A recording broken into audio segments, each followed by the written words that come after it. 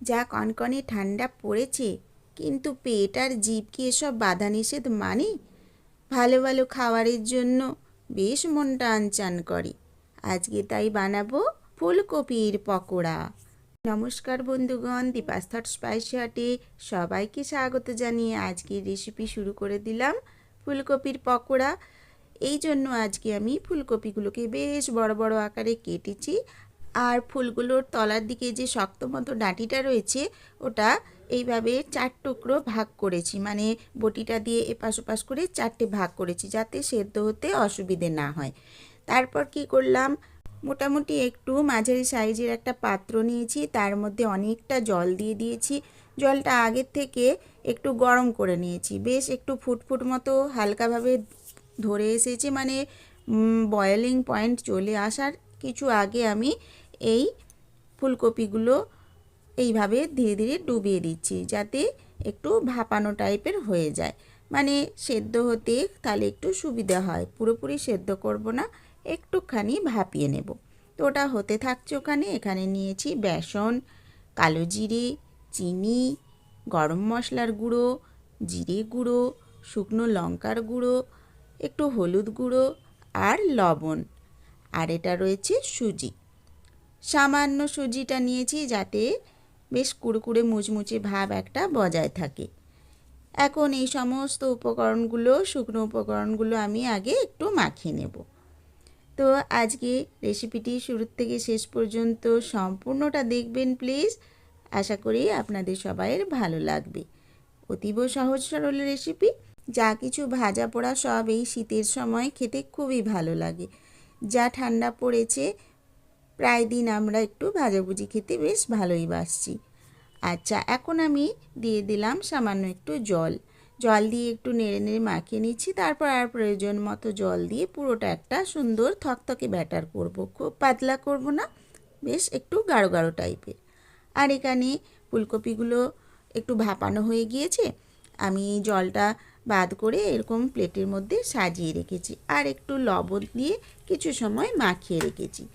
ইচ্ছে হলে আপনারা জলটার মধ্যেও একটু লবণ মিশিয়ে নিতে পারেন, তো আমি মেশাচ্ছিলাম না, তাই জন্য পরে একটু লবণ দিয়ে ম্যারিনেট করেছি।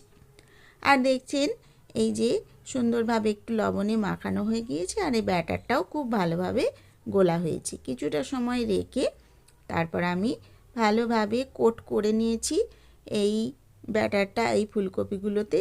তারপর ধীরে ধীরে একটি একটি করে তেলের মধ্যে ছেড়ে দিচ্ছি। তেলটা প্রথমে খুব গরম করে নিয়েছিলাম, তারপর একটু কমিয়ে দিয়ে তারপর এই ফুলকপির টুকরোগুলো ব্যাটারে ডুবিয়ে এইভাবে ধীরে ধীরে ছেড়ে দিচ্ছি বন্ধুগণ। তারপর উল্টে পাল্টে এপাশ ওপাশ করে ভেজে নেওয়ার পালা। তো আঁচটা কম থাকলে তবেই ধীরে ধীরে ভেতর অবধি এটা সেদ্ধ হতে পারবে। আবার খুব সেদ্ধ করে নিয়ে তারপর ব্যাটারে ডোবালে সেটা ভালো লাগবে না, কেমন ন্যাতে ন্যাতে টাইপের হয়ে যাবে। তো যাই হোক, এইভাবে ধীরে ধীরে প্রথমে এক ব্যাচ ভেজে আমি এরকম সাজিয়ে নিয়েছি, তারপরে আবার ভাজতে শুরু করেছি। তো সকলকে নতুন বছরের অনেক শুভেচ্ছা, ভালোবাসা, অভিনন্দন। 2026 সাল সবাইয়ের ভালো কাটুক, আর এইভাবে সবাই আমার সাথে থেকে আমায় সামনের দিকে এগিয়ে নিয়ে যাবেন প্লিজ, আর ভালো ভালো রেসিপি বানিয়ে খাবেন। তো আজকের রেসিপিটি আমি এইভাবে ধীরে ধীরে সুন্দরভাবে কমপ্লিট করে নিলাম। একটা একটা ভাজা হচ্ছে আর প্লেটের মধ্যে তুলে নিচ্ছি। বন্ধুগণ, রেসিপি ভালো লাগলে লাইক, শেয়ার, সাবস্ক্রাইব প্লিজ, আর কমেন্টসের মাধ্যমে আমায় জানিয়ে দেবেন আপনাদের কার কতটা ভালো লাগলো। তো আজকের মতো তাহলে টাটা করব। পরবর্তী সকল ভিডিওতে আপনাদের উপস্থিতি একান্তই কাম্য। তো আপনারা আমার সাথে থেকে আমার পথ চলাটাকে আরও একটু সহজ করে দেবেন প্লিজ। আজকের এই ফুলকপির বড়াটা সুন্দরভাবে প্লেটের মধ্যে তো আমি সাজিয়ে নিয়েছি, তারপর একটু টমেটো সসের সাথে খেতে অসম্ভব ভালো লাগে বিকেলের চায়ের আসরে কিংবা এমনি শুধু মুখে।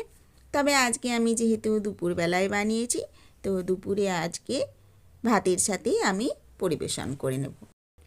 দারুণ পকোড়া আজ বানিয়েছি দেখো, চা দিয়ে খেতে ভালো লাগে মনে রেখো। কনকনে শীতের এই তাজা ফুলকপি, এর স্বাদই তো আলাদা বলছি চুপি চুপি। দারুণ লাগে খেতে যদি থাকে একটু শ্বাস। তো পটাপট তুলে খেয়ে নিও বস। আমরা বাপু ভাতের সাথে দুপুরে খাবো আজ।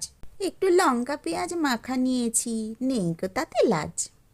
বড়ি ভাজা, আলু ভাজা, একটু ডালও নিয়েছি সাথে। পকোড়াটা তো আছেই আছে গরম গরম ভাতে। এই হলো আমার আজকের লাঞ্চ মেনু। সত্যি বলছি, তৃপ্তি করে আজকে খেয়েছিনু। তো বন্ধুগণ, আপনারাও এইভাবে সুন্দর মুচমুচে ফুলকপির পকোড়া বানিয়ে খাবেন। শীতের টাটকা তাজা ফুলকপির স্বাদই আলাদা। ইংরাজি নববর্ষের প্রীতি ও শুভেচ্ছা ভালোবাসা জানিয়ে আজকের মতো আমি সবাইকে বিদায় জানালাম বন্ধুরা।